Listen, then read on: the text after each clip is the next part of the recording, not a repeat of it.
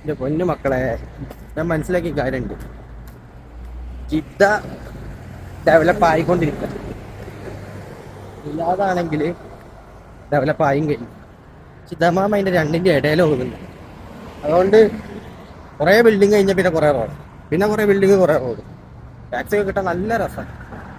ഇത് അർത്ഥം എങ്ങോട്ടാണെന്നാണ് ഇതാട്ടെ. മാളിന്ന് ഇറങ്ങി ഒരു വണ്ടി ഇട്ടാൻ വേണ്ടിയിട്ടുള്ള എൻ്റെ സങ്കടമായിട്ട് നിങ്ങൾ കണ്ടത്. അങ്ങനെ ഒരു വണ്ടി ഇട്ട് നേരെ നമ്മൾ സീക്കോക്ക് വെച്ച് പിടിച്ചു നമ്മളെ സാധനങ്ങൾ വാങ്ങാൻ നാട്ടിലുള്ള. ഇത് നമ്മളെ നാട്ടുകാരായതുകൊണ്ട് കുറെ ഒക്കെ തിന്നാനും കുറച്ച് ഡിസ്കൗണ്ട് ഒക്കെ അവിടെ നിന്ന് കിട്ടിയിട്ടാ.